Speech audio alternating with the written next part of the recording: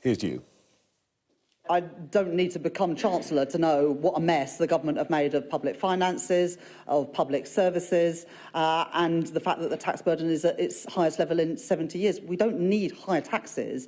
What we need is growth. I don't want to, and I have no plans to increase any taxes beyond those which we have already set out.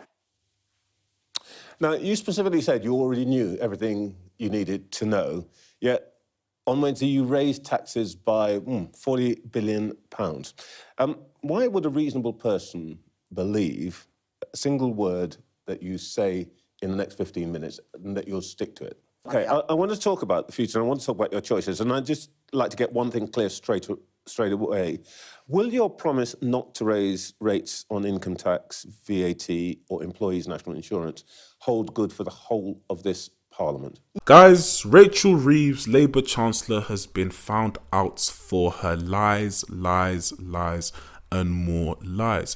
You see, when your political party is not in office, it's very easy to make promises to the public. Very easy to say, hey, we're not going to increase taxes.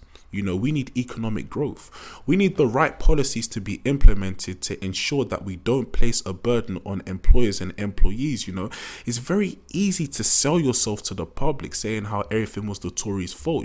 It's the Conservative parties. They have no good and effective policies. When the Labour Party comes in, we're going to keep taxes as they are, and we're going to improve the economy in general. And then you get into office, and your first Labour budget, you increase taxes by £40 billion. Can you imagine?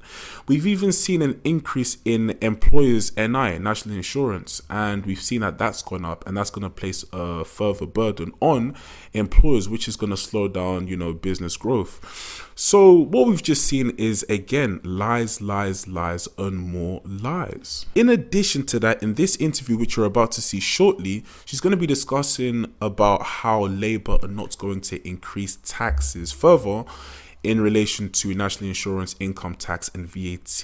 But I do not believe her. I believe that more tax hikes are coming in the near future because she's lied once, so of course she can lie again. So if you want me to believe that this tax hike which she's implemented is going to be the only tax hike, you can forget that.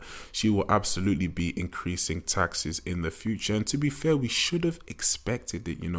A woke Labour government plans to do this. A woke Labour government is pro-big government and pro-tax increases alongside wasteful spending. We've already seen the first chunk that's been forked over to Ukraine of £600 million just a few weeks ago. That was announced by David Lammy. But this is not just a Labour thing. The Conservatives were sending money over to the Kiev regime, which was wasteful spending, and which I called it out at the time. So both parties are guilty of doing so. But anyway, let's get straight into the content today and this segment, and I'll come with my analysis at the end. What you said to the country back on June the 11th. Here's you.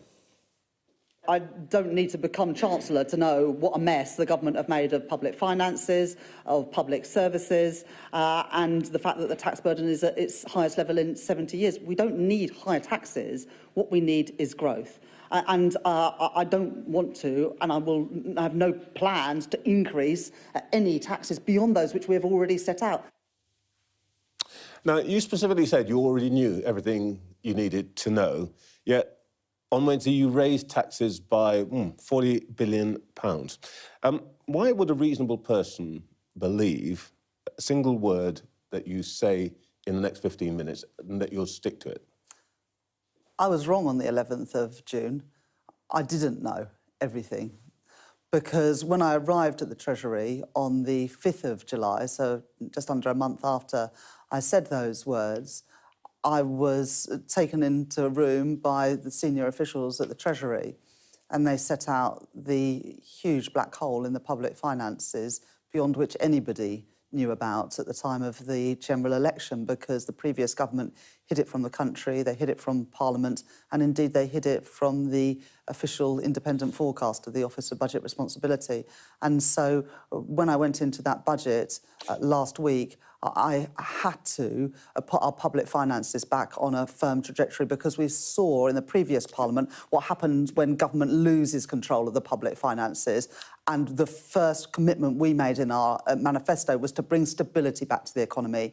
And that's what I did on Wednesday. OK, but before we go on to that, let's just deal, frankly, with the arithmetic here. You say that they told you there's this black hole. Yes.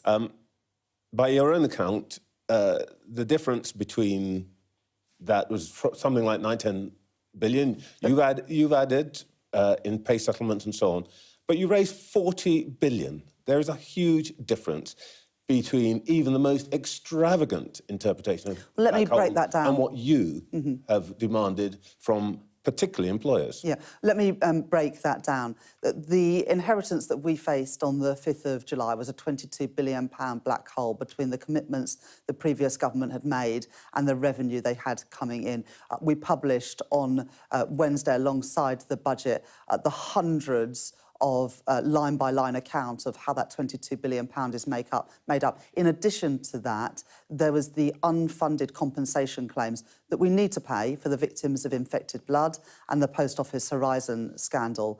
And then the third thing is that the previous government hadn't done a spending review since 2021. And so the outlet for public services, particularly our NHS and schools, would mean big cuts to public spending and we would not be able to get those waiting lists down. But so that is why we had to raise taxes by £40 billion this week. Some of that 40 billion is choices that you yourself made, and I want to come back to that. But let me just ask you about the difference between before the election and after the election. For example, before the election, you voted for 2 separate cuts to national insurance rates. Now that you've seen those numbers, was that a mistake?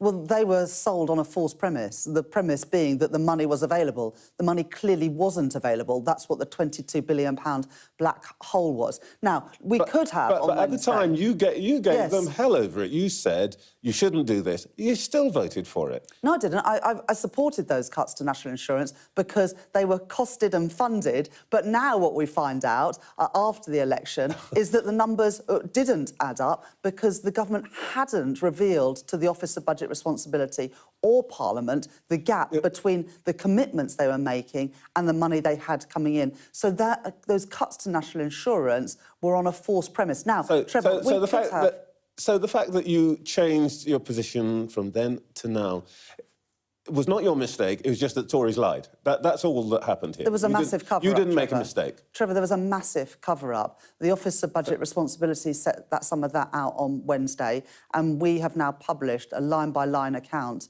of how that £22 billion is made up. Now, I had 2 choices on Wednesday, Trevor. The first was whether I was going to be responsible and put all that information out there or not. And you have to if you want to bring stability back. And the second is how to close that gap. I've made my choices. I've put forward those tax increases. If people disagree, that's fine and reasonable, but they'll have to explain how they would make that money up. I want to talk about the future, and I want to talk about your choices, and I'd just like to get one thing clear straight away. Will your promise not to raise rates on income tax, VAT or employees' national insurance hold good for the whole of this Parliament? Yes, absolutely. It was our manifesto commitment not to increase those 3 taxes. So income tax, employee national insurance and VAT. And we won't increase those. Now, you just asked And there's no circumstances on which it will go up. The reason, you understand why I'm asking you this, because people are going to be a bit nervous. She said this before, then she discovered it was a problem. Will we discover in 2 years' time that there's some reason why they've got to go up? No. Or is this an absolute commitment? It's an absolute commitment. But let me just say this. We've now wiped the slate clean under the mismanagement and the chaos of the previous government. It's now on us. We've put everything out into the open. We've set the spending envelope for the course of this Parliament. We don't need to come back for more. We've done that now. We've wiped the slate clean. So you're saying, actually, there's not going to be an Oliver Twist moment. You're not going to come back and say, we want another tax rise. Or if you did, that would be a huge failure for your government, wouldn't it? Yeah, look, I'm not going to be able to write 5 years' worth of budgets on this show today, but what No, we have I'm just done, saying, there's will no there need. be more tax rises? You're right, Trevor. There is no need to come back with another budget like this. We never need to do that again. We've now, Trevor, set the spending envelope for the remainder of this Parliament. We don't need to increase taxes further. We need to do two things now. We need to reform our public services to make sure they work better, and we need to grow our economy. I'm going to come to Those are the two key things that I'm going to focus on now. Indeed. There we have it, guys. Very simply put, she was found out in her lies for statements that she previously made before she entered government. You know, given all these promises, and then she enters government, and her first bill is a bill of £40 billion.